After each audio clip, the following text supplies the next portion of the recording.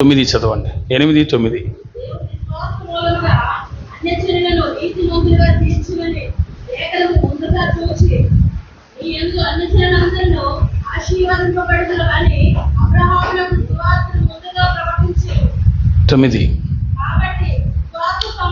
విశ్వాస సంబంధులే విశ్వాసము గల అబ్రహాముతో కూడా ఆశీర్వదించబడుదురు. ఆమేన్, హల్లెలూయా. ఈ వాక్యం ద్వారా ప్రభు మనందరితో మాట్లాడినట్టు 2 చేతులతో స్తోత్రం చెబుదాం. ఒక్క నిమిషం నిజంగా మాట్లాడి నాతో మాట్లాడయ్యా, నాతో మాట్లాడి అడుగుదాం. Oh thank you Holy Spirit, thank you Holy Spirit, thank you Holy Spirit. Amen, hallelujah. ప్రియులారా, చదవబడిన లేఖన భాగములో దేవుడు విశ్వాస మూలముగా అన్ని జనులు నీతిమంతులుగా తీర్చునని లేఖనము ముందుగా చూచి, ఇక్కడ దేవుడు తాను రాయించిన లేఖనాన్ని తానే చూచి అన్ని జనులు అందరూ ఆశీర్వదించబడాలి కదా. అవును కదా, ఈ లేఖనం ఇందులో ఉంది కదా. అన్ని జనులందరూ దీవించబడాలి కదా, అన్ని జనులందరూ క్రీస్తునందు ఆశీర్వదించబడాలి కదా. ఆ పడాల్సినటువంటి ఆ జనమును గురించి లేఖనంలో ముందుగానే దేవుడు రాయించాడు కదా. ఆ రాయించిన లేఖనాన్ని తండ్రే చూచి, హల్లెలూయా, ఆయన రాయించిన లేఖనాన్ని ఆయనే చూచి, ఆ లేఖనమును దేవుడు చూచి అన్ని జనుల్ని ఎలా ఆశీర్వదించాలా అని కోరుకొని దేవుడు అబ్రహామునకు సువార్తను ప్రకటించాడంట. ఆమేన్, హల్లెలూయా. దేవుడు సువార్తను ఎవరికి ముందుగా ప్రకటించాడనగా అబ్రహామునకు దేవుడు సువార్తను ముందుగా ప్రకటించాడు. ఏంటి ఆ సువార్త? క్రీస్తును గురించిన సువార్త, క్రీస్తును గురించిన ఉద్దేశము, క్రీస్తును గురించిన మూలోపదేశము, క్రీస్తు దేవుని రాజ్యాన్ని గురించిన మూలోపదేశమును అబ్రహామునకు ముందుగానే దేవుడు ప్రకటించాడు. హల్లెలూయా. అందరూ చక్కగా శ్రద్ధగా వాక్యాన్ని వింటూ అవునంటే అవునంటూ ఆమేనంటూ ఉజ్జీవంగా ఉండండి. హల్లెలూయా. వినాలి తల్లి, వినాలా. ఇక వినండి. ఇప్పుడు మీరు గమనించండి. నీ యందు అన్ని జనులందరూ ఆశీర్వదించబడుదురని అబ్రహామునకు సువార్త ముందుగా ప్రకటించాడంట. ఆ లేఖనము ముందుగా చూచాడంట దేవుడు.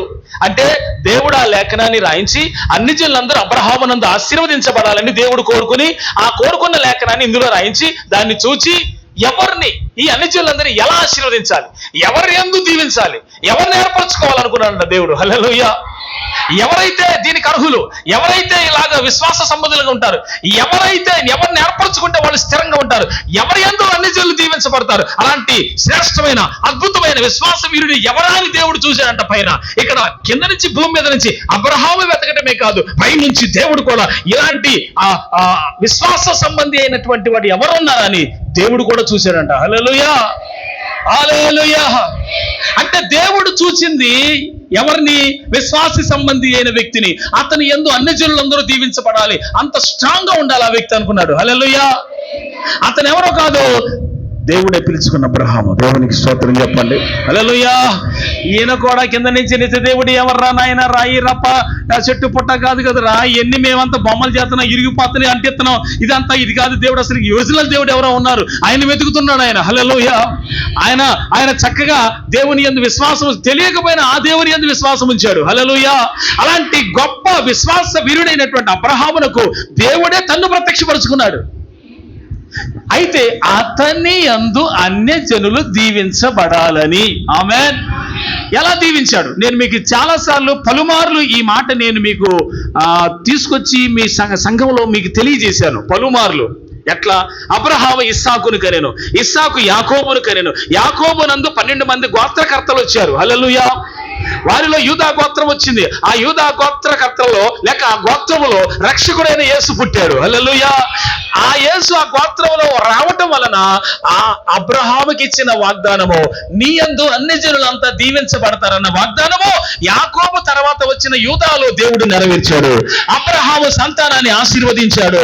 ఆయన అంజనుడు గనుక అతని యందు మనం అబ్రహాము ద్వారా విశ్వాసంలోకి చేర్చబడ్డాము. హల్లెలూయా. అంటే క్రీస్తు ద్వారా మనమందరము అబ్రహామునకు వారసులమై ఉన్నాము. క్రీస్తు ద్వారా, క్రీస్తును అంగీకరించడం ద్వారా అన్ని జనులైన అబ్రహామునందు మనము కూడా ఆయన విశ్వాసం నందు పాలివారమై ఉన్నాము. హల్లెలూయా. అయితే నువ్వెవరు? ఇప్పుడు నువ్వు ఆశీర్వదించబడిన వ్యక్తివి. ఆమేన్.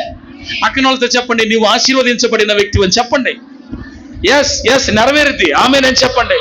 మళ్ళొకసారి చెప్పండి, పర్వాలేదు. నీవు ఆశీర్వదించబడిన వ్యక్తివి. ఎవరి యందు అంటే చెప్పండి, క్రీస్తునందు మీరు ఆశీర్వదించబడిన వ్యక్తులు. హల్లెలూయా. ఎందుకంటే నీవు ఆశీర్వదించబడుటకే అబ్రహాముని ఎన్నుకున్నాడన్న సంగతి మర్చిపోకూడదు. హల్లెలూయా. ఒక్కని యందు ఇంతమందిని చూశాడు దేవుడు. హల్లెలూయా. అంటే నీవు ఆశీర్వాదములకు వారసులకుని పిలువబడ్డారు. కానీ ఏ విధంగా? క్రీస్తు ద్వారా వచ్చిన ఆశీర్వాదం, క్రీస్తు ద్వారా వచ్చిన రక్షణ. ఆమేన్. ఆ పక్షమాపణ ఉచితంగా. హల్లెలూయా. ఆ లెక్కలు ఇప్పుడు బల్ల దగ్గరకు వచ్చిన వాళ్ళంతా ఎవరు? ఆశీర్వదించబడిన వాడు. గట్టిగా చేపట్లు కొడితే ప్రభువుని మాయపడక. Hallelujah. We all are blessed persons. Hallelujah. దీవించబడిన వారము, అబ్రహాము ద్వారా దీవించబడిన వారము. ఆమేన్. ఆయన ముందుగా చూశాడంట అన్ని జనుల్ని, ఎవరిని ఎందు ఈ జనమంతటిని ఆశీర్వదించాలి అని కోరుకున్నాడంట ఆయన. ఈ రోజు ప్రభు నిన్ను పిలుస్తున్నాడు ప్రేమపూర్వకంగా. ఒకవేళ ఇంకా బయట ఉన్నావేమో, ఒకవేళ ఇంకా రక్షణ లేకుండా ఉన్నావేమో, ఒకవేళ ఇంకా లోక సంబంధంగా బతుకుతున్నావేమో, ప్రభు ఈ రోజు నీతో చెప్పేది ఏంటంటే, కమాన్, యేసు యొద్దకు దిగిరా, యేసు యొద్దకు రా, అబ్రహాము బిడ్డవైపో. దేవునికి స్తోత్రం చెప్పండి. హల్లెలూయా. విశ్వాస సంబంధులే అబ్రహాముకు బిడ్డలంట. విశ్వాస సంబంధులే అబ్రహాముకి పిల్లలు. ఆ పిల్లలైనటువంటి వారిని దేవుడు అనాది కాలంలో ముందుగానే చూచాడంట. హల్లెలూయా. ఎవరిని ఏర్పరచుకుందామా అని దేవుడు పెద్దగా సతమతం అవ్వలేదు, కానీ ఈయనే కింద నుండి దేవుడిని ఎదుగుతున్నాడంటే నిజ దేవుడు ఎవరా అని. దేవుడు ఆయనకి ప్రత్యక్షపరచాడు. అబ్రహామా, నేను నీ పితరుల దేవుడను అని చెప్పడానికి అంతకుముందు పితరులు ఎవరు లేరు. హల్లెలూయా. ఎవరు లేరు. ఒక్కడే స్టార్టింగ్ అబ్రహాము దేవుడను అన్నాడు. ఆమేన్. మీకు తెలుసా ఈ పాట ఉంది, అద్భుతమైన పాట. అబ్రహాము దేవుడవు, ఇస్సాకు దేవుడవు, యాకోబు దేవుడవు, నాకు చాలిన దేవుడవు యేసయ్యా. గొడ నా యేసయ్యా. గట్టిగా చప్పట్లు కొట్టు. యేసయ్యా, నా యేసయ్యా, యేసయ్యా, నా యేసయ్యా, యేసయ్యా, నా యేసయ్యా. హల్లెలూయా. అబ్రహాము దేవుడరు, ఇస్సాకు దేవుడు, యాకోబు కదా. మొట్టమొదట దేవుడు అబ్రహామును ప్రత్యక్షపరుచుకున్నాడు గనక, అతని యందు అన్ని జనులను ఆశీర్వదించాలనుకున్నాడు గనక అబ్రహాముని ఏర్పరచుకుని మొట్టమొదటి చెప్తుంది అబ్రహాము దేవుడను. ఆ తర్వాత ఇస్సాకు లైన్ లో ఉన్నాడు, ఇస్సాకు దేవుడు. ఆ తర్వాత యాకోబు కొడితే లైన్ లోకి వచ్చాడు కాబట్టి యాకోబు దేవుడిని. ఆమేన్. అవును, తొట్టి మీద కొడితే కానీ లైన్ లోకి రాలమన్నాడు. హల్లెలూయా. అందరూ తరంలో అందరూ ఆశీర్వదించబడే వాళ్ళే వస్తారని గ్యారంటీ లేదు, కానీ దేవుడు ఏంటంటే ఆయన కొట్టి మరీ తీసుకొచ్చాడు లైన్లోకి. హల్లెలూయా.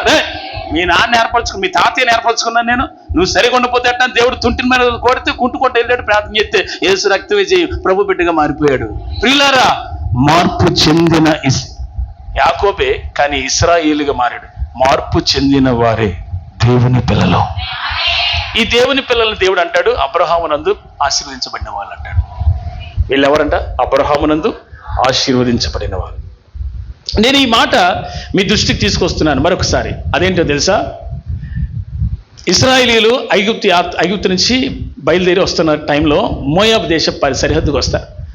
ఆ సరిహద్దుకు వచ్చినప్పుడు ఆ రాజు, మోయాబు దేశ రాజు, ఆ బాలాక్ అనబడినటువంటి రాజు భయపడి అమ్మో ఈ జనము నా మీదకి వస్తే నేను చచ్చిపోతాను, ఈ వాళ్ళే గెలుస్తారు యుద్ధంలో, ఎందుకు వచ్చిన గొడవని ఒక సేవకుడిని పిలిపిస్తాడు. దేవుని సేవకుడు ప్రవక్తని పిలిపిస్తాడు. బిలాము అనబడిన ప్రవక్తని పిలిపించి వాడిని శపించమంటాడు. పిల్లారా, దేవుని బిడ్డలారా, అక్కడ ఒక మాట శపించడానికని వెళ్తాడు, కానీ దేవుడు బిలాము నాలుకను పట్టుకున్నాడంట. దేవుని స్తోత్రం.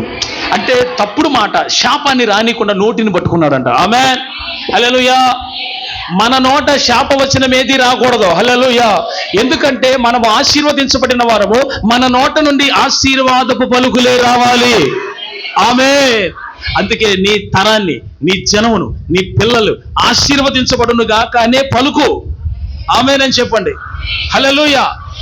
అవునండి, నీ నిండు మనసుతో నువ్వు దీవిస్తే నీ దీవెన బిడ్డల మీద నిలుస్తుంది. హల్లెలూయా. ప్రియులారా, అక్కడ బిలాము నాలుకను పట్టుకున్నాడంట. పట్టుకోవటం అంటే దాని అర్థం వేసి నిజంగా చేతితో పట్టుకోవటం కాదు. దేవుడు శాపవచనాన్ని పలకాలను వచ్చిన ఆ ప్రవక్తను ఆశీర్వాద వచనం వచ్చేటట్టు చేశాడు. దేవుని స్తోత్రం. ఏమన్నాడు? ఇదిగో వీరిని నేను దీవించి తిని, దీవించమని సెలవాయను, నేను వీరిని దీవించి తిని దానిని నేను మార్చలేను అన్నాడు. దేవుని స్తోత్రం. నిజంగా ప్రియులారా, ఆశీర్వదించబడిన వారిని ఎవ్వడు శపించలేడు.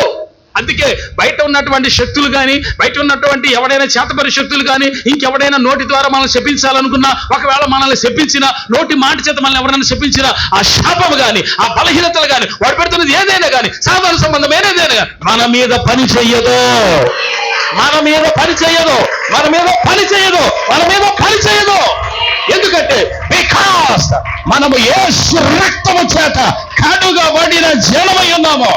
అందుకే అపవాదికి సంబంధించింది ఏదైనా నీ కుటుంబం మీద పనిచేయదు. హల్లెలూయా, ఇది వాస్తవం. ఏ శక్తి నీ మీద పనిచేయదు. శపించడానికి వచ్చాడు కానీ బిలాము నోరు పట్టుకున్నాడు దేవుడు. శపించనీయకుండా ఆశీర్వదించేటట్టు మార్చాడు పదాన్ని. హల్లెలూయా. దీవించమని సెలవాయను, వీరిని నేను దీవించి తిని అన్నాడు, దాన్ని నేను మార్చలేను అన్నాడు. హల్లెలూయా. నీ ఆశీర్వాదాన్ని ఎవడూ మార్చలేడు, నీ సమృద్ధిని ఎవడూ మార్చలేడు, నీకున్న కృపను ఎవడూ తీసేయలేడు. ఎందుకంటే నువ్వు దేవుని బిడ్డవి. ఆమేన్. నువ్వు దేవుని బిడ్డవి. ఓ రియలా షాబాబా రియాలహాతో, ఓ ఇశ్రాయేలు దేవుడైన యెహోవా యొక్క ఆయన ప్రియ కుమారుడైన యేసయ్య బిడ్డవి. ఆమేన్.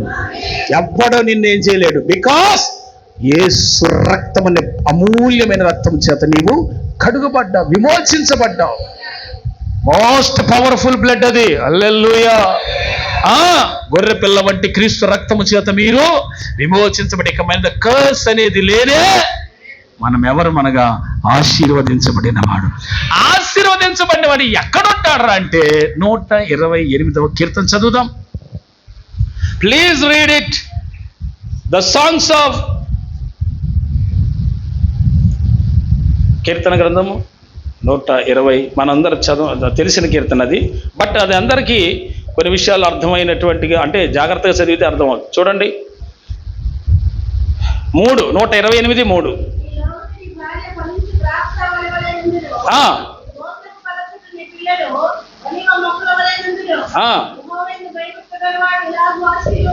దేవుని స్తోత్రం చెప్పండి. ఎలా ఆశీర్వదించబడాలి నీవు అంటే, నీవు, నీ కుటుంబము, నీ బిడ్డలందరూ కూడా భోజనపు బల్ల చుట్టూ ఉంటున్నారు. హల్లెలూయా. నీవు ఉంటున్నావు కానీ నీ బిడ్డలు కూడా ఉండాలని దేవుడు చెప్తున్నాడు ఈరోజు. ఏమైందయ్యా నిజమైన ఆశీర్వాదం ఏంటయ్యా అంటే, నీవు, నీ కుటుంబము, నీ బిడ్డలు ఈ భోజన బల్ల చుట్టూ ఉండాలి. దేవుని స్తోత్రం చెప్పండి. హల్లెలూయా. యెహోవా యందు భయభక్తులు గలవాడు ఇలాగూ ఆశీర్వదించబడతాడు. ఎలాగూ? ఆగండి. ఆశీర్వాదం అంటే ఏంటి చెప్తున్నా ఒక మాట. అంటే నువ్వు అనుకునేది chicken biryani, dum biryani, mutton biryani, mutton keema, fish fry, fish రకరకాల అన్ని టేబుల్ మీద పెట్టేసుకొని అరే అందరూ వచ్చి కూర్చోవటం, టేబుల్ చుట్టూ కూర్చోవటం కాదండి. హల్లెలూయా. నీ భోజన బల్ల చుట్టూ అనేసరికి ఏ కాడికి తిండి మాటేనా? హల్లెలూయా. తిండి గురించి కాదు దేవుడు చెప్పేది. హల్లెలూయా. మీరంతా సంతోషంగా ప్రభువునందు ఉన్నారా? అయితే గట్టిగా చప్పట్లు కొట్టండి, మీ సంతోషాన్ని అలా తెలియజేయండి. గ్లోరీ. yes. హల్లెలూయా. మనమందరము ఆశీర్వదించబడిన తరము, మనమందరము భోజన బల్ల చుట్టూ ఉన్న దేవుని బిడ్డలము, ఈలాగున ఆశీర్వదించబడిన వారు. ఎలాగో? ఇప్పుడు నువ్వు బాప్తిసం పొందావు కదా, ప్రభు బల్ల నీ దగ్గరకు వస్తుంది కదా, నువ్వు భోజన బల్ల చుట్టూ కూర్చున్న బిడ్డవి. నువ్వు కూర్చున్నావు గనక నువ్వు ఎక్కడి నుంచో రాట్లా, నువ్వు ఆల్రెడీ దీవించబడ్డావట. ఇదో మంచి మాట. పక్కన చెప్పనా, నువ్వు ముందే దీవించబడ్డావనండి. హల్లెలూయా. మంచి మనసుతో చెప్పారా? పక్కన వాళ్ళు ఎవరు మీకు పడినోళ్ళు కూర్చున్నారా? వాళ్ళు తీసుకోబాకైతే పక్కనోడు వీళ్ళతో నేను మాట్లాడి వచ్చి నా పక్కన కూర్చుంది, ఆ లెక్కలో ఉండకూడదు మైండ్. దేవుని స్తోత్రం. ఓ మంచి మనసుతో మళ్ళొక్కసారి చెప్పండి. ఇందాక మాట మంచి మనసు. మరి మీకు విషయం చెప్పనా? చెప్తాయినా సందర్భం కాబట్టి చెప్పాలి. మరి బోయాజు పొలంలోకి వచ్చాడు. అట్లా వస్తూ ఉంటే ఆ పొలం అంతటికి యజమాని భూస్వామి. ఆ రోజుల్లో 100 ఎకరాలు ఉంది ఆయనకి, మహా పెద్ద భూస్వామి. ఆయన వచ్చేసరికి పొలంలో ఉన్న వాళ్ళు అందరూ అన్నారు లేచి, అసలు వాళ్ళ హృదయం చూడండి. నేను అప్పుడప్పుడు తలుచుకుంటూ ఉంటారు, వాళ్ళు ఎంత మంచి మనసు వాళ్ళదే అని. యెహోవా నిన్ను పనిచేసేవాళ్ళు కూడా ఒంగని పనిచేసేవాళ్ళు లేచి నిలబడి యెహోవా నిన్ను దీవించునుగాక అంటే, ఆయన కూడా యెహోవా మిమ్మును కూడా ఆశీర్వదించునుగాక అంటాడు. What a commitment it is. Hallelujah. మనోడికి యజమానుడికి మధ్య మ్యూచువల్ అండర్స్టాండింగ్ చూడండి ఎంత బాగుందో. హల్లెలూయా. చర్చికి వస్తానో, బైబిల్ బట్టి ప్రార్థన చేస్తానో, పక్కన పడదాం. ఆ ఇంటికి నేను వెళ్ళను, ఈ ఇంటికి నేను ఎందుకు ఇచ్చిన గొడవ అండి? ఇది సెట్ అవ్వదు సార్. అసలు దేవుని బిడ్డలు ఎట్ట ఉండాలో తెలుసా? ప్రేమగా ఉండాల. ప్రేమ సమస్త పాపాలన్నీ కప్పేస్తుందండి. చూడండి, ఎంత తప్పు చేసినా కొడుకు వెళ్ళి సపోర్ట్ చేస్తారు తల్లిదండ్రులు ఎవరైనా. ఆ పోన్లేండి వాడు ఏదో చూసుకొని ఆడు పెరిగి పెద్దోడైనా కానీ ఎవరైనా మన దోషములన్నీ కప్పేస్తాడు ఆయన. విస్తారమైన ప్రేమ గలవాడు కదా. అందరూ చెప్పండి, దేవుడు విస్తారమైన ప్రేమ గలవాడు అనంటే హల్లెలూయా. నువ్వు కూడా ఆయన అట్టగా ప్రేమించాలి మరి, విస్తారంగా, పెద్దగా. ఇక్కడ మీరు గమనించండి, సందర్భంలోకి వస్తాను. పొలంలో ఉన్నటువంటి బోయాజు నిండు మనసుతో పనోళ్ళని ఆశీర్వదించాడు. పనోళ్ళు మొట్టమొదటి యజమానుడు దీవించబడాలని వాళ్ళు ఆశీర్వదించారు. ఏయ్, నువ్వు దీవించేది ఏందిరా నన్ను అనే మనసు ఉందా బోయాజుకి? పనోడిలాగా ఉండి అన్నాడా? లేదు. ఎందుకో తెలుసా? వాళ్ళు దేవుని బిడ్డలే, ఈయన దేవుని బిడ్డే. అంటే మనసులో ఏ భేదభావం లేదు కనుక వారు దీవించారు, ఈయన దీవించాడు. ఇప్పుడు ఆ దీవెన ఏమైంది? నిలిచి ఉంది. ఆ దీవెన ఏమైంది? నిలిచి ఉంది. అంత ఘోరమైన పరిస్థితుల్లో సమస్యల్లో ఉన్నా కానీ యెహోషువ అంటాడు, నేను నా ఇంటి వారును యెహోవాని సేవిస్తాను, మీ వాళ్ళ మాకెందుకండి బాబు అని అంటాడు. హల్లెలూయా.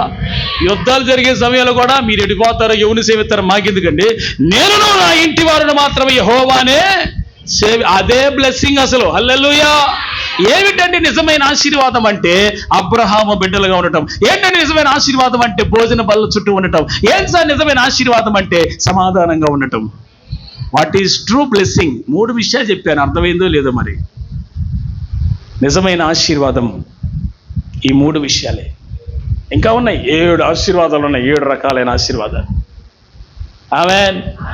సంతోషం కనపట్ల మీ ముఖాలు ఎందుకన్నా మరి? అబ్బే, మాకు శానం ఉన్నాయి, కింద మెట్టి దిగితే శానం ఉంటాయి నాకు. ఏమే ప్రభు ఆయన ఉండడంతే. ఆయన చూసుకుంటాడంతే. అనండి అందరు, యేసు ప్రభువే సమస్తం చూసుకుంటాడు అనండి.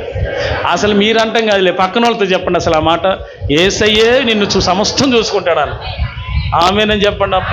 అబ్బా బాబా, ఎంత సంతోషం అండి అసలు. అబ్బా, ఆయన సన్నిధిలో ఎంత ఆనందం అండి. హల్లెలూయా. ఆయనే చూచుకొనునని ఆయనే చెప్పాడు.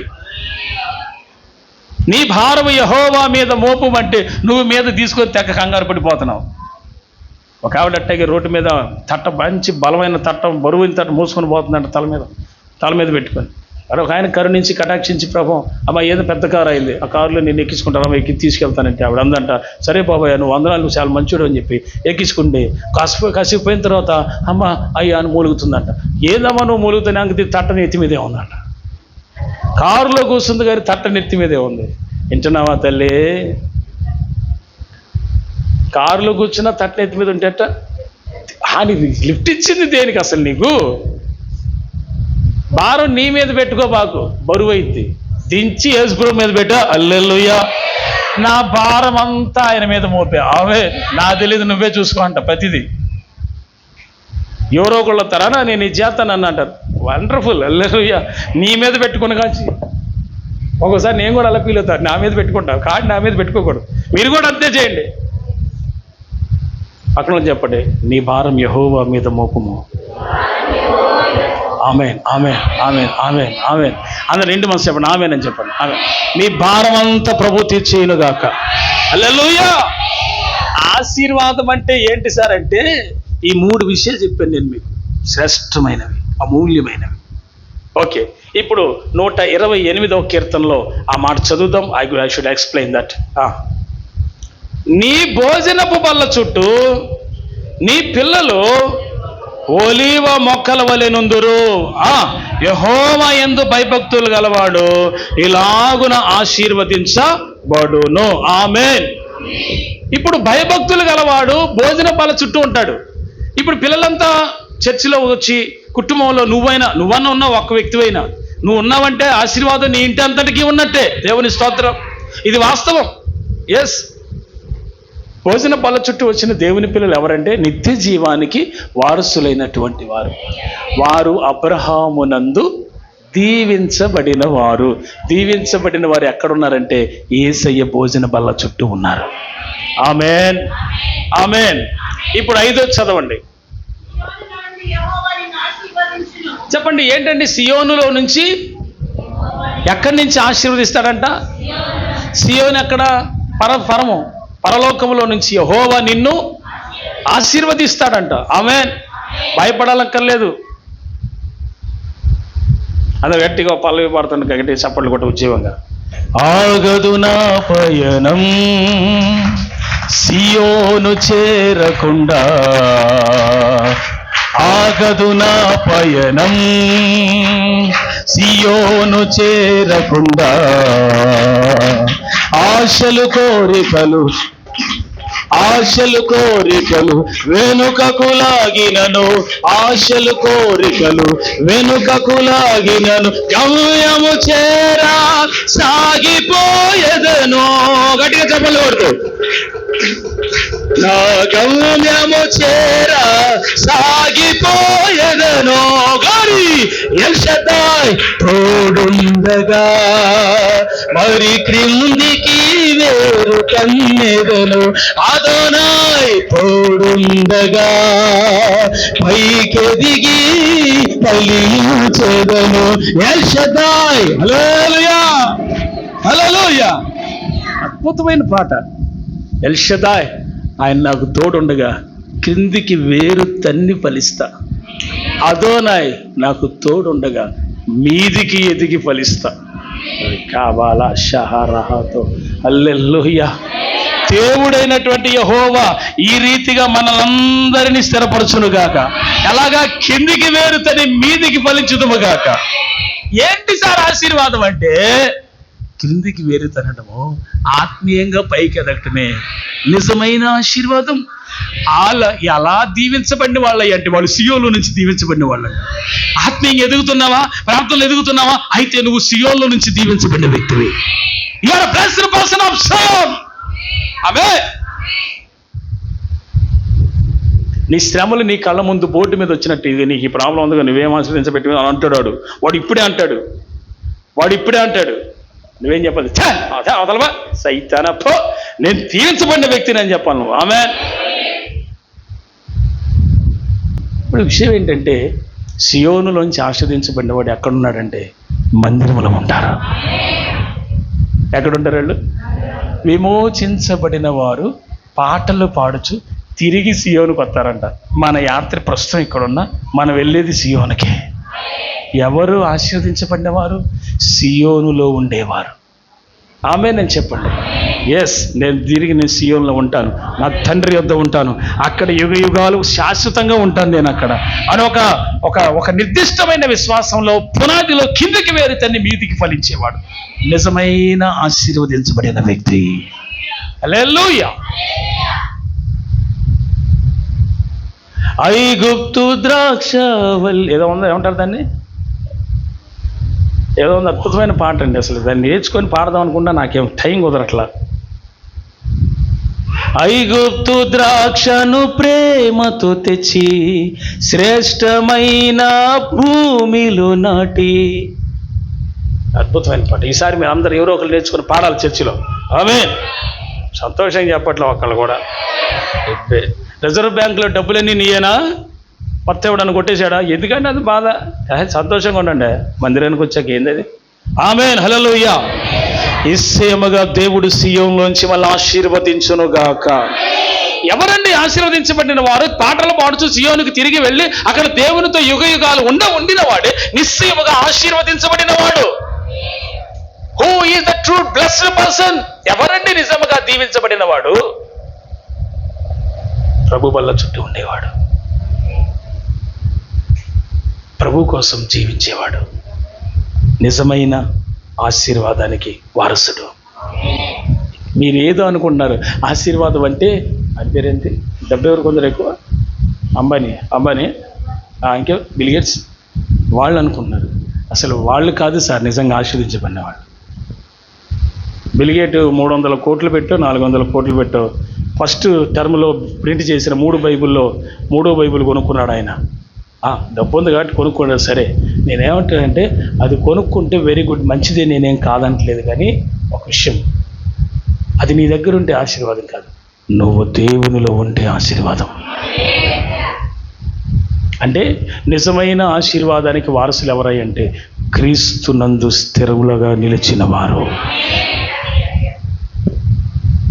ఆశీర్వదించబడిన వారు కొంచెం శ్రమలు పడినా వాళ్ళ ఆశీర్వాదం ఆడికి పోదు, వాళ్ళతోనే ఉంటుంది. దేవుని స్తోత్రం చెప్పండి. హల్లెలూయా. నేను మీకు ఒక అద్భుతమైన మాట చూపిస్తా, చూడండి ఒకసారి. సంఖ్యాకాండం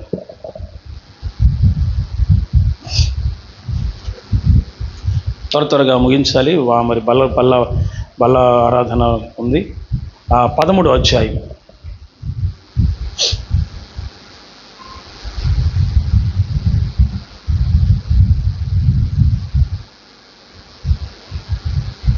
ఆశీర్వదించబడిన వారు ఏమి చూడాలి? అందరు చెప్పండి. ఏం చూడాలి? నీ కళ్ళతో ఏం చూస్తావు? పాజిటివ్ చూడు, నెగిటివ్ చూడద్దు. దేవుడి తప్పకుండా చేస్తాడు, నువ్వే చెప్పాలి ఆ మాట. నువ్వు దేవుడిని నమ్మావు కాబట్టి నువ్వే ఆ మాట చెప్పాలి. ఆమేన్. దేన్ని చూడాలి ఇశ్రాయేలీలు? దేన్ని చూడాలి? 12 గోత్రాల నుంచి ఒక్కొక్కళ్ళు పెద్దలుగా వెళ్ళినటువంటి వారు కనాను దేశంలో ఏముందో, అక్కడ ఏం ఫలాలు ఉన్నాయో, అసలు ఆ భూమి ఏంటో, దాని పంటలు ఏంటో చూసొద్దని పంపించాడు 12 మందిని. ఆ 12 మంది ఏం చూశారు? నువ్వేం చూస్తున్నావు? ఎవరు ఆశీర్వదించబడిన వాళ్ళు? ఆత్మీయ మనోనేత్రము వెలిగించబడిన వారు ఆశీర్వదించబడిన వారు. అందరూ చెప్పండి. మనోనేత్రం వెలిగించబడిన వారు ఆశీర్వదించబడిన వారు. ఏది సార్ ఇదంతా? అవునా? నిజమే. చదవండి. సంఖ్యాకాండము 13వ అధ్యాయము 23, 24 చదవండి. ఒక లోయకు వచ్చారు ఇశ్రాయేలీయులు 12 మంది పెద్దలు, ఏర్పరచబడిన వాళ్ళు. అక్కడ గెలగల ద్రాక్ష చెట్టు యొక్క కొమ్మను కోసి దండతో 2 మోసిరి, మరియు వారి కొన్ని దానిమ్మ పండ్లను కొన్ని అంజూర పండ్లను తెచ్చిరి. ఇశ్రాయేలీయులు అక్కడ కోసిన ద్రాక్ష గెలను బట్టి ఆ స్థలమునకు ఎష్కోలు అని పేరు పెట్టాను. దేవుని స్తోత్రం చెప్పండి. హల్లెలూయా. నా వైపు చూడండి. ఇశ్రాయేలీయులు కనాను దేశంలో ఎష్కోలు అనే లోయకి వెళ్ళారు. ఆ లోయలో ద్రాక్ష గెలలు చాలా పెద్దవి ఉన్నాయి. ఒక్కొక్కటి ఇంతలా ఉంది ద్రాక్షకాయ కాయ. నువ్వు తినేది ఎంత ఉందేమో, ఎంతలా ఉండదు ఒక్కొక్క కాయ. దాన్ని దండితో మోసారు. నేను అంటాను ప్రియులారా, ఆ 10 మంది ఏమో నెగిటివ్ చూశారు, 2 ఏమో పాజిటివ్ చూశారు. నీ ఆలోచన ఏది? ఆత్మ సంబంధమైన బిడ్డవైతే నువ్వు అన్ని పాజిటివ్గా ఆలోచించు. నా దేవుడు సమస్తము చేయగలడని చెప్పు. ఆమేన్. హల్లెలూయా. అంటే ఆత్మీయ మనోనేత్రం అనేది ఒకటి ఉంటుంది, దాంతో చూడు నువ్వు దేవుణ్ణి. హల్లెలూయా. వాక్యంలో ఇలా ఉంది, వాక్యంలో అలా ఉంది. ఎస్, మంచిదే. ఆ వాక్యంలో ఉన్నదాన్ని బట్టి మనం నమ్మాలి, విశ్వసించాలి. కానీ నీ హృదయము నెగిటివ్గా ఆలోచించద్దు, పాజిటివ్గా ఆలోచించు. ఆమేన్. ఎలా అంటే, నా దేవుడు ఈ క్లిష్టమైన పరిస్థితుల్లో కూడా, ఈ భయంకరమైన పరిస్థితుల్లో కూడా, ఈ ఎర్ర సముద్రం గుండా కూడా, ఈ యోర్దాను నది గుండా కూడా నన్ను అవతల ఒడ్డుకి చేర్చగలిగిన వాడని నమ్ము. నన్ను తీసుకెళ్ళగలిగిన వాడు, నన్ను బలపరచగలిగిన వాడు, నన్ను ఆదుకొనగలిగిన వాడు, నాకు కృపనిచ్చేవాడు, నాకు ధైర్యం ఇచ్చేవాడు, నన్ను ఎవ్వడు కూడా నన్ను నష్టపోని కూడా చేసే వ్యక్తి ఎవరైనా సైన్యములకు అధిపతి యెహోవా.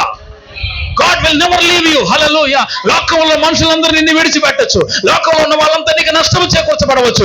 కానీ నేను ప్రకటిస్తున్న దేవుడు ఇదిగో సైన్యములకు అధిపతి యెహోవా. ఆయనను చూడు, ఆయన పాజిటివ్గా చూడు, ఆయన పాజిటివ్గా చూడు, నెగిటివ్గా చూడొద్దు. నీ జీవితంలో వస్తున్నవని నెగిటివ్గా చూడొద్దు. ఎవరు నిజమైన ఆశీర్వదించబడిన వాళ్ళంటే, నీ జీవితంలో నెగిటివ్ ఉన్నా దానిని పాజిటివ్గా దేవుడు చేయగలన్న వారే ఆశీర్వదించబడిన వారు. తెలుసా మీకు ఈ సంగతి? చేయగలడన్నయ్య దేవుడు. నువ్వు ధైర్యంగా ఉండి ఇంకోళ్ళు ధైర్యపరచు. Hallelujah. Be strong in Jesus. Amen. ఇప్పుడు యాకోబు ఉన్నాడండి. యాకోబు ఎక్కడ ఉన్నాడు? మామ దగ్గర ఉన్నాడు. మామ 10 సార్లు జీతం మార్చాడా లేదా? అవునా? మామ మీద నమ్మకాలు పోయినాయి. అవునా? ఇన్ని సంవత్సరాలు ఎందుకు? 21 సంవత్సరాలు అయిపోయింది, నా జీవితంలో ఏ ఆశీర్వాదం లేదు. ఒకడికి ఏమో షెడ్డి ఉంటే సొక్క లేదు, సొక్క ఉంటే షెడ్డి లేదు. ఎవరికి? పిల్లలకి. అందరూ ఎట్ట వచ్చి నించొని చూస్తున్నారు. అప్ప అంటున్నారు, డాడీ అని అంటున్నారు. వచ్చి మొత్తం 12 మంది కూర్చున్నారు అక్కడ. చుట్టూ తిరుగుతున్నారు. షెడ్డి ఉంటే నిక్కర్లేదు, సొక్క లేదు, సొక్క ఉంటే షెడ్డి లేదు. ఏంటి అట్టు తిరుగుతున్నారు చీడు ముక్కలు వేసుకొని. ఏందిరా అంటే, మా డాడీ మనకి ఏం మిగలలేదు కానీ వాళ్ళ పిల్లలు అన్నారు. పెద్దోడు అన్నాడు అనుకో, రూపేను. నిజంగానే ఏరి మరి తాతయ్య గొర్రెలేంది అట్టయిని అది ఫుల్గా దీవించబడ్డాయి. వీరి కాడ 10 గొర్రెలే ఉన్నాయి. ఎన్నేళ్ళ శ్రమ? 21 సంవత్సరాల శ్రమ. అందరూ చెప్పండి. 21 సంవత్సరాల శ్రమకి, చెప్పండి, 21 సంవత్సరాల శ్రమకి 10 గొర్రెలు. అసలు ఏమన్నా బాగుంటుందా లైఫ్? ఎంత మండిపోద్ది కడుపు. అవునా? అసలు యేసుప్రభు మీద కూడా నమ్మకాలు పోతాయి కొంతమందికి అయితే. ఏముందిలేండి, మాకు దేవుడు ఏమి ఇచ్చాడులేండి అనేవాళ్ళు కూడా లేకపోలేదు. నువ్వు అట్లా ఉండకూడదు. దేవుని స్తోత్రం. ఈ భార్యలు ఇద్దరు వచ్చి అంటారు, మనం ఎంత కష్టపడుతున్నా కానీ అసలు ఏం మిగలట్లేదు మాకు నీళ్ళు అన్నారు. ఈయన కోపం వాళ్ళు, మీ మీ మీ నాన్న ఎన్నిసార్లు జీతం మర్చలేదు, మాయలేడి భార్యని తిట్టే ఉంటాడు. అసలు మీ నాన్న నాకు ఎన్ని జీతాలు మర్చి ఎన్నిసార్లు మర్చాడు, మీ నాన్న అసలు మచ్చి మాసగాడు అనే ఉంటాడు. పాపం వాళ్ళు ఏం చేస్తారు, నేనేం చేయమండి ఆయన సజ్జేత, మరి నేనేం చేసి చెప్పండి అంటారు. ఏం చేస్తారు, కూతుళ్ళు ఏం చేస్తారు, వాళ్ళ నాన్న అంత నష్టం చేసినా కూతుళ్ళకి తండ్రుల మీదే ప్రేమ. మాట్లాడలేదు ఎవరు, వాస్తవం ఒప్పుకోండి. హల్లెలూయా. మరి తండ్రుల కూతుళ్ళ మీద ప్రేమే కాదు, నాకు తీసేయడానికి ఛాన్సే లేదు. అది నేనేమంటానంటే దాని గురించి పక్కన పెడదాం. మీ నాన్న ఇన్నిసార్లు నాకు జీతం మార్చాడు, కనీసం రిక్వెస్ట్ చేసి మా ఆయనకి జీతం పెంచమని ఒక్కసారి అడిగానండి. మా నాన్న పెంచుతానన్నాడు అంటే 10 సార్లు తగ్గించాడు కానీ మార్చలా. వీడికేమో షెడ్డీ ఉంటే నిక్కర్లేదు, నిక్కరుంటే చొక్కా లేదు. ఇప్పుడు ఇంత ఘోరమైన పరిస్థితుల్లో ఉన్న వ్యక్తి దగ్గరికి వెళ్ళి నీవు ఆశీర్వదించబడతావంటే వాడికి ఎట్టుంటుంది? చాలే, మా కొంపలో తినడానికి రొట్టె ముక్కే లేదు 10 గొర్రెలు, అందులో 10 చూడు బక్కయ్య అయిపోయినాయి. అసలు ఎందుకయ్యా నీకు దీవెన రాలేదు? ఒక్క బలిపీఠం అన్నా కట్టలేదేమిరా? ఒక్క బలిపీఠం మీ మామ దగ్గర ఉన్నా కానీ కట్టద్దన్నాడు. అయింది ఆయన? అవునా? ఓ చోట ప్రాంతం తీసుకొని, చిన్న ప్రాంతం, ఒక ప్లేస్ ఎన్నుకొని అక్కడికి వెళ్ళిపోయి రాళ్లతో బలిపీఠం కట్టి ఆ 10 మందిలోనే, ఆ పనికిరాని వాటిని కాదుగా, నీ దగ్గర 10 మంది 10 గొర్రెలు, ఆ 10లోనే శ్రేష్టమైంది ఒకటి చూసి బలిపీఠం మీద పెట్టి నీ దండం పెడతా, ప్రభువా నన్ను క్షమించు, నన్ను బేతేలులో దర్శించిన దేవా, నిచ్చెన మీద దేవదూతలు పైకి ఎక్కుతూ దిగుచు కనిపించిన దేవా, సైన్యములకు అధిపతి యెహోవా నన్ను దర్శించు. నాకున్న పరిస్థితి ఇదని నువ్వు చేయగలిగితే, నువ్వు ప్రార్థన చేయగలిగితే, బలిపీఠం మీద నువ్వు అర్పణ పెట్టగలిగితే ఆ 90 చేస్తాడు, 90 900 చేస్తాడు. దేవునికి మహిమ కలుగునుగాక. హల్లెలూయా. ఏ కాడికి బలిపీఠం కట్టాలనే ఆలోచనే లేదే. నేను అనే మాట ఒకటి, ప్రార్థన అనే బలిపీఠాన్ని నువ్వు కట్టాలి. చాలా మందికి బలిపీఠాలు లేవు ఇళ్లలో, అర్థమైన వాళ్ళకి అర్థమైనంత. హల్లెలూయా. చాలా మందికి బలిపీఠాలు లేవు ఇళ్లలో. ఈవిడ నేనే ఒక బలిపీఠం చెత్త కాదు, నువ్వు ఒక ప్రార్థన బలిపీఠాన్ని కట్టు. ఆమేన్. దాని మీదకి ఎల్లప్పుడు అగ్ని దిగి రావాలా. ఆమేన్. అప్పుడే ఇంకో మాట, ఈ ప్రార్థన అనే బలిపీఠానికి ఎవరు కట్టి ఉంటారు ఇంట్లో, వాళ్ళు ఆశీర్వదించబడిన వారు. అసలు ఆయన సన్నిధికి వెళ్ళకుండా, ఆయన సన్నిధికి వెళ్ళి ఆయన కలుసుకోకుండా, ఆయనతో మాట్లాడకుండా ఉండలేరు. ఎందుకంటే బలిపీఠం కట్టిన వాడు యేసుని కలుసుకుంటాడు. ప్రార్థన అనే బలిపీఠం నువ్వు కట్టాలి. ఎవరండి నిజంగా ఆశీర్వదించబడిన వాళ్ళు? ప్రార్థన అనే బలిపీఠాన్ని కట్టిన వారు. దేవునికి మహిమ కలుగునుగాక. మంచి స్తోత్రం చెప్పండి. పిల్లరా, అక్కడికి వెళ్ళాడు కానీ ఏ దీవెన చూడలేకపోయాడు. ఎప్పుడండి ఆయన దీవించబడింది అంటే, ఒకరోజు రాత్రి కడుపులో బాగా బాధేసినట్టుంది, గుండెలో మంట వచ్చినట్టుంది, నా బతుకంత ఇట్ అయిపోయింది, చిచి అనుకున్నాడు. ఆ రాత్రి ప్రభువు సన్నిధిలో మోకరించి ప్రార్థన చేయటం స్టార్ట్ చేశాడు. ఆ రాత్రే నా దేవుడు నీ రాత్రికాల ప్రార్థన అంగీకరించబోతున్నాడు. నా దేవుడు నీ కన్నీటి ప్రార్థన చూస్తూ ఉన్నాడు. నా దేవుడు నీ ఒక కన్నీటి బలిపీఠాన్ని కట్టావు, దాని మీదకి అగ్ని దిగి రాబోతున్నది. హల్లెలూయా. ఆమేన్. ఆ రాత్రే ప్రార్థన చేయటం ప్రారంభించాడు. ప్రార్థించంట తెల్లవారులు ప్రార్థించి పడిపోయాడు. దేవుడు యాకోబు దగ్గరికి వచ్చి మాట్లాడాడు. యాకోబు, నువ్వున్న ఈ స్థలం నుంచి లే, నేను నీకు కనబడిన స్థలానికి నువ్వు రా, నేను నిన్ను ఆశీర్వదిస్తానన్నాడు. ఆ ఆశీర్వాదాన్ని పొద్దున్న తెల్లారి నుంచి మొదలుపెట్టాడు. ఏంటో తెలుసా, ఆయన దగ్గర కొన్ని 10 గొర్రెలే ఉన్నాయిగా. వాళ్ళ మామని పిలిచి మాట మాట్లాడు. మామగారు ఎట్రా అని చెప్పి పిలిస్తే దగ్గరకు వచ్చాడు. ఏందల్లుడా అంటే, ఏం లేదు, ఇవాళ నుంచి ఒప్పందం కొద్దాం అన్నాడు. ఏంటంటే, చారలుగా పుట్టిన గొర్రెలన్నీ నాయి, మచ్చలు లేకుండా పుట్టినవన్నీ నీ అన్నాడు, చారలు లేనివన్నీ నీ, చారలు ఉన్నాయని నాయి అన్నాడు. అంటే అసలు చారలు పుట్టడం అనేది అసాధ్యమని లాభానికి తెలుసు. ఎందుకంటే అక్కడ అసలు చారలీ లేవు, ఒకటి కూడా లేవు, అన్నీ మంచివి ఉన్నాయి, మచ్చలు ఉన్నాయి, చారలు ఉన్నాయి, ఏవి లేవు. అట్లాగే పుడతాయి పిల్లలు, అవునా కదా? మచ్చటాకు ఏవి లేకుండా పుడతాయి అవి కూడా. ఈయన ఒప్పేసుకున్నాడు, సరే అల్లుడా కానీ అన్నాడు. ప్రార్థన చేసుకున్నాడు దేవునికి. నేను చెప్తున్నానండి, ఒక వ్యక్తి విశ్వాసంతో, మంచి నమ్మకంతో, బలమైన ప్రార్థనతో ప్రార్థన చేసి ప్రారంభించండి, ఏదైనా అది సక్సెస్ అవుతుంది. నిజంగానే సక్సెస్ అవుతుంది. అది నిజంగానే సక్సెస్ పనిచేస్తుంది. ప్రార్థన నువ్వు చేసి చూడు, పనిచేస్తుంది. ప్రార్థన కనుక పని చేయకపోతే ఇంకా మేము సేవ చేయటం దేనికి?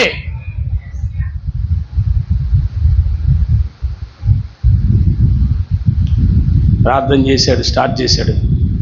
అదిగో మొదలైంది. గొర్రెలన్నీ చూలు కట్టిన టైం వచ్చింది. అక్కడ చిన్న జంగిసాలు అనే చెట్టు ఉంది.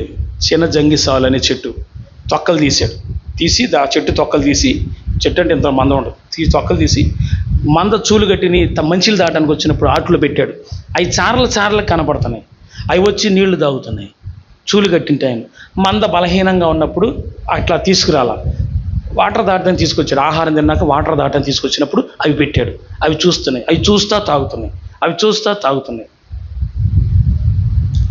కొన్ని దినాలకి అవి కన్నప్పుడు చారలు కలిగిన 9 పుడితే చారలు లేనిది 1 పుట్టింది.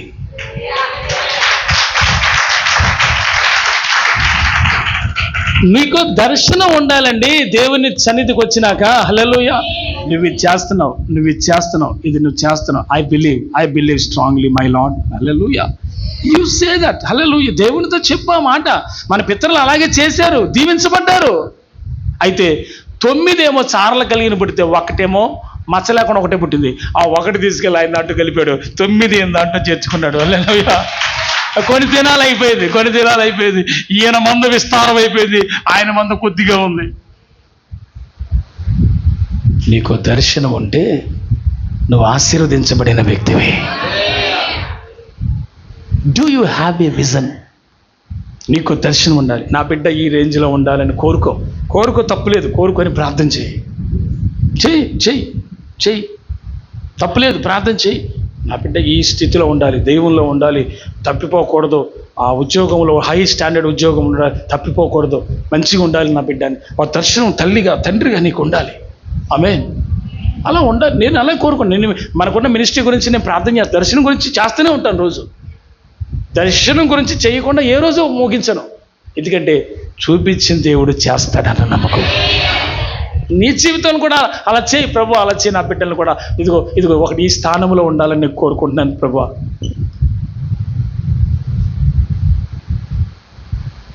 10 దినాలైంది, 20 దినాలైంది, 4 రోజులైంది, 2 నెలలు అయింది. అస్సలు యాకోబు ఆస్తి ఆయనకే తెలియట్లా. మందలు పనోళ్ళు జాయిన్ అయ్యారు, దాసాదాసీలు వచ్చేసారు, విస్తారమైన వెండి బంగారాలు వచ్చేసాయి. అది ఎందుకు కలిగింది? ఒక్క రాత్రి ప్రార్థన. ఒక్క రాత్రి ఏడవటం స్టార్ట్ అయితే అసలు వదిలిపెట్టకుండా 5:30 దాకా 7 అసలు రాత్రి అంతా. నీ జీవితంలో ఒక్క రోజునాట చేసావా బిడ్డ? నువ్వు చేసావా? నా బ్రతుకుని, నా జీవితాన్ని ఆశ్చర్యకరంగా మార్చే దేవుడు అయినా నువ్వు నమ్మాలి. You must believe that. Amen. ఆత్మ సంబంధమైన బలపట్టమే కాదు, భౌతిక పరంగాను నా దేవుడు నిన్ను మర్చిపోడు. మీకు విషయం చెప్పనా, రాత్రంతా పట్టుదలతో బాధతో చేసిన ప్రార్థనకి ఎంతో శక్తి ఉంటుంది. ఆమేన్. రాత్రి ప్రార్థనతో పోరాటానికి ఎంతమంది అయితే వస్తారో వాళ్ళందరినీ నా దేవుడు ఆశీర్వదించబోతున్నాడు. Yes I believe that strongly. Amen. ఉండకూడదు. నువ్వు బాధల్లోని, దిగుల్లోనే, ఆ విధానంలోనే ఉండటం దైవ చిత్తము కాదు. నిన్ను లేవనెత్తటం దేవుని చిత్తం. కనుక ప్రియులారా, విస్తారమైన ఆశీర్వాదం వచ్చేసింది, దీవించబడ్డాడు. ఏ స్థలంలో దేవుడు దర్శించాడు ఆ స్థలానికి మరలా. ఎవరు సార్ ఆశీర్వదించబడిన వారు? ఒక దర్శనము కలిగిన వాళ్ళు ఆశీర్వదించబడిన జనం. ప్రభు నిన్ను అలా తీసుకొచ్చును గాక. ఆమేన్. ప్రార్థన చేసుకుందాము, చిన్న ప్రార్థన.